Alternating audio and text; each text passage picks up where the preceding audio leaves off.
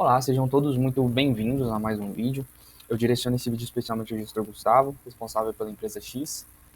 Nós vamos usar esse pseudônimo aqui com a empresa nesse vídeo, tendo em vista que haverá exposição de dados sensíveis do fluxo de caixa, que de maneira geral é exigido em lei que seja publicado, mas pelo porte da empresa não existe essa divulgação e foi de interesse do gestor não fazer.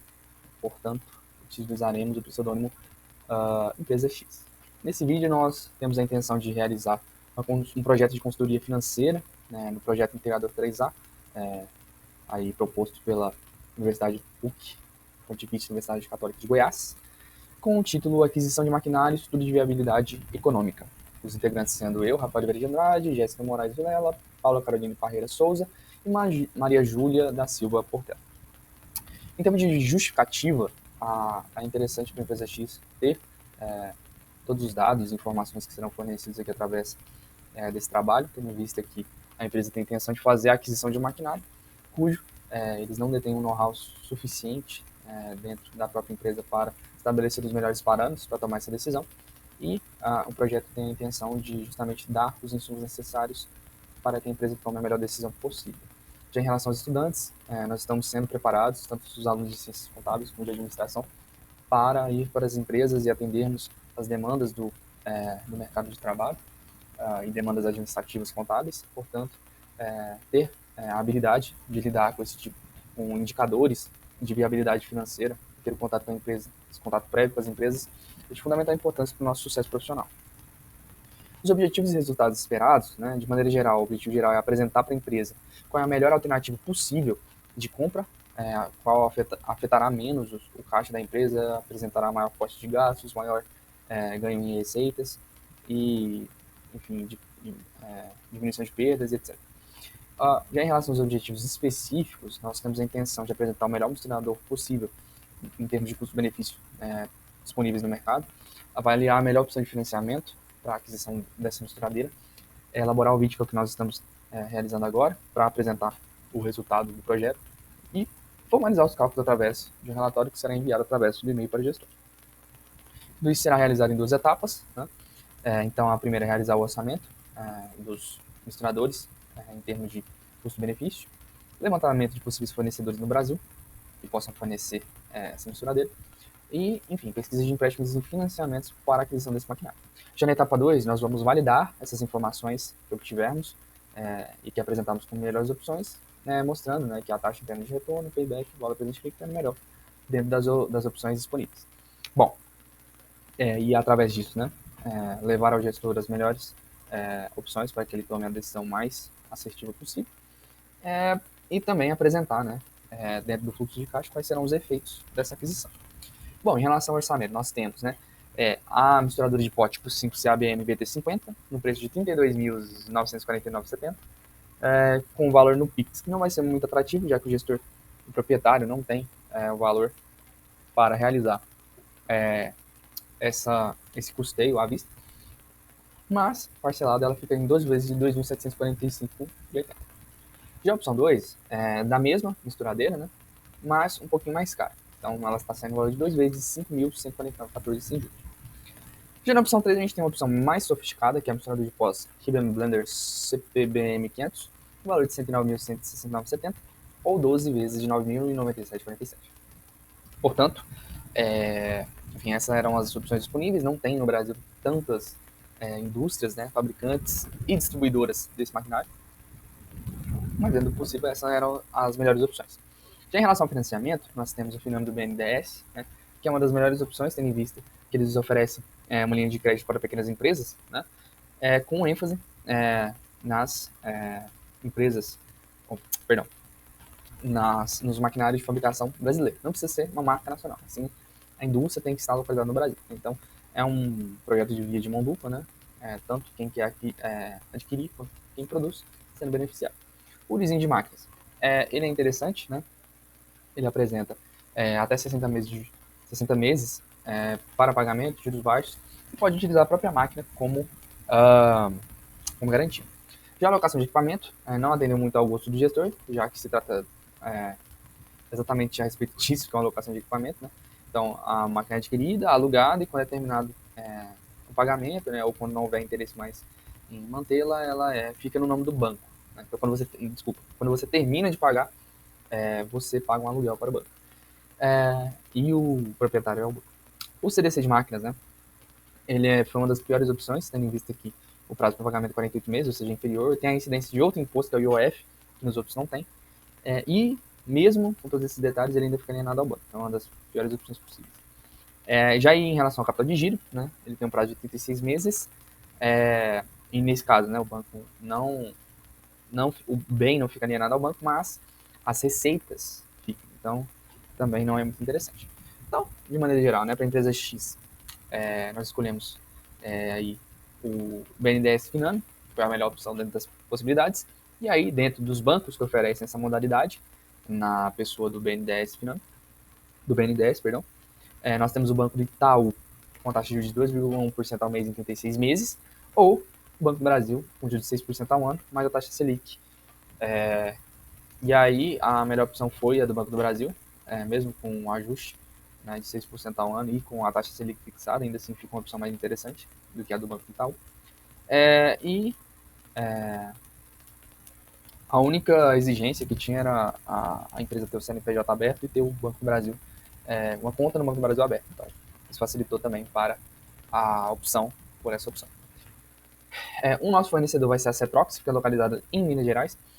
Foi a mais assertiva, mas também com um pouco de sorte, tendo em vista que era uma das poucas disponíveis, e estava localizado próximo a Goiás, né? A empresa fica no estado de Minas Gerais, o que facilitou as negociações, né? E o frete ficou interessante para que fosse enviado para o estado de Goiás, Goiânia. Em relação ao prazo, foi definido que o melhor prazo possível era de 36 meses, que era o máximo estabelecido pelo Finame BNDES, né? Enfim, e para cobrir o gasto, foi pensado, né, ou melhor, vou deixar isso um pouco mais para frente. Agora eu vou falar. A análise, né, o princípio das análises, né, primeiro, foi o principal motivo, né, que fez com que o gestor procurasse auxílio e quisesse fazer a aquisição dessa misturadeira era em relação aos salários que estavam apresentando um valor muito alto. Né? Então, ele acredita que através dessa aquisição ele pode diminuir uma funcionária na cozinha, ou seja, pode diminuir 3 mil bruto em salário, né, representando uma economia de 36 mil. Né? Então, seria o ganho a partir da diminuição de salários e também de perdas, porque essas máquinas misturadeiras elas apresentam um nível de desperdício bem inferior ao que o trabalho manual humano apresenta. Bom, em relação aos fluxos de caixa, a gente tem aqui o exercício de 2024 como uma referência, né, para os demais fluxos de caixa, mas também para a gente entender a situação da empresa. Né? Então, 2024 a gente tem aí valores reais fornecidos pelo proprietário, com fluxo de caixa de 379 mil, como a gente pode ver ali os salários, na média, né, 19.850, com algumas variações por hora extra, mas que nós poderemos ver que no ano de 2025 vão cair a partir do mês de abril. Por que de abril, né? A aquisição foi feita em março. Vocês podem ver que ali nos investimentos consta o valor de 2.778. Além do valor da parcela de 2.778, nós temos 5 mil de adequação de espaço, né, a reforma da cozinha para receber o maquinário, 4 mil de mão de obra e R$ 1.000 de frete para trazer a máquina. O salário ainda foi mantido no mês de abril por ser um período de adaptação, ou seja, houve o treinamento da funcionária que ia ficar para ela poder manusear a misturadeira, atender os clientes atuais, né? Enfim, todo esse processo para poder até estabilizar, para poder mandar a funcionária embora, que seria no mês de maio, e a partir daí a diminuição. Ainda assim, teve um aumento no salário de 5%. Esse aumento é anual e é acordado com a empresa e os funcionários. Em relação aos fornecedores, a gente vai ter uma baixa significativa do valor em função da economia em matéria-prima, ali trabalhando com a taxa de expectativa, né, e com uma variação do valor da inflação sobre a matéria-prima.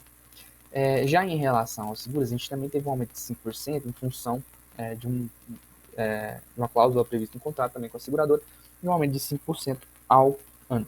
Então, por isso a gente teve esse aumento também, que vai se apresentar nos demais fluxos de caixa também. Já em relação às despesas fixas, nós vamos ter os valores de 2024 com um aumento de 5% para cada mês, considerando o valor da inflação fixado em 5%. Bom, e em relação aos impostos, eles vão basicamente variar, né, entre os valores dos fornecedores e despesas fixas. A diferença entre os fornecedores e as despesas fixas seriam basicamente, os fornecedores seriam saídas relacionadas à compra de matéria-prima e as despesas fixas seriam saídas relacionadas a despesas como aluguel, energia, água e etc. Tá? Bom, e aí os demais valores de investimento, né, tirando o mês inicial do investimento, seria apenas o valor da parcela do financiamento mesmo. A partir daí a gente já tem um fluxo líquido de 519.402,71. Isso se dá muito por quê? Porque a gente considerou nas entradas, que nós podemos considerar receitas advindas de vendas, que haveria um aumento, né, uma taxa de esperança de aumento progressivo de 1% ao mês. Então, aqui nós não consideramos uma taxa de variação, ao menos não nesse momento, mas sim ao final de todo o cálculo do fluxo de caixa, com o valor presente líquido, a gente vai aplicar e ver um pouquinho essa variação. Já no fluxo de caixa de 2026, nós vamos ter a alteração apenas nos investimentos, que não vai ter aquele investimento inicial um pouco superior, somente o valor das parcelas, e os demais aumentos de valores, eu já expliquei do que se trata, né? Enfim, eles estão simplesmente sendo reaplicados aqui. Bom, e aqui no fluxo de caixa líquido, a gente tem um valor de 522 mil, então ele apresentou um crescimento de 0,54%. Então, basicamente, ele estabilizou. Não houve aumento nesse período inicial de investimento. Já no ano de 2028, que é quando o financiamento vai ser quitado, a gente vai ter que ele vai ser quitado ali, né, em março, depois a gente já não tem mais investimentos, mas, enfim, os aumentos nos demais valores são aquelas taxas e convenções que nós utilizamos, fazendo com que haja, né, um fluxo de caixa líquido de 768.782,11 né? Um aumento significativo em relação ao de 2024, que apresenta um aumento de 134%, que é muito significativo. Bom, em relação aos indicadores para a gente avaliar esses valores, né? Então a gente tem a TIR, né, que é a taxa de interna de retorno, que é para avaliar justamente se vale a pena ou não fazer esse investimento.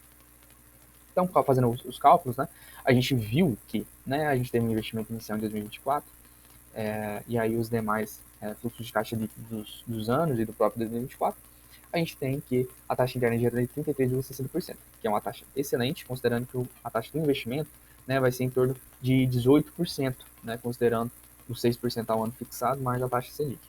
Bom, e em relação ao valor presente líquido, né, a gente entendeu que, beleza, compensa, mas quanto que vai gerar todo esse processo?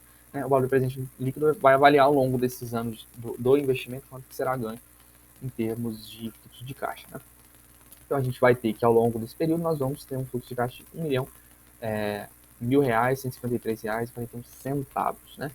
Considerando uma taxa de variação de 30%, porque teve aquela questão que eu mencionei, que como nós consideramos apenas um crescimento progressivo nas entradas, não consideramos nenhum tipo de crise, nem nada do tipo, seria importante considerar um valor 30% inferior para verificar essa variação. E aí equivaleria a aproximadamente 770 mil. Ainda assim, seria um valor extremamente considerável, considerando o que iria ser, né, se mantivesse aquele fluxo de caixa de 2024 de apenas 319 mil. Já em relação ao payback, né, ou seja, quanto tempo vai demorar para nós obtermos retorno desse investimento, nós temos que vai demorar cerca de 38,9 meses. Né? Então, depois de 2028, ou melhor, em 2028, né, lá para o mês de junho, mais ou menos, já obtém-se um retorno efetivo desse investimento. Em relação à devolutiva e à proposta de melhoria, né, o que nós podemos afirmar é que, né, tem que haver um fluxo de caixa mais elaborado, porque, como nós mencionamos, esse fluxo de caixa muito generalizado, ele impossibilita que seja feita uma análise mais densa, no sentido de entender quais são os principais gargalos da empresa, quais são as principais receitas, de onde estão vindo as perdas, os ganhos. Isso ajuda a fazer uma análise e interpretação melhor da área contábil e financeira da empresa. Então essa é a dica que nós deixamos, mas como devolutiva final, esse investimento ele tem sim condições de trazer retornos significativos para a empresa, e nós esperamos que ele seja efetivado e que tudo saia de acordo. Tá? Enfim, basicamente isso. Eu agradeço a todos que acompanharam esse vídeo. Ao gestor, o meu muito obrigado, em nome de toda a equipe, por ter deixado nós fazermos essa contribuição para a empresa X. E vejo vocês em uma próxima. Tchau, tchau.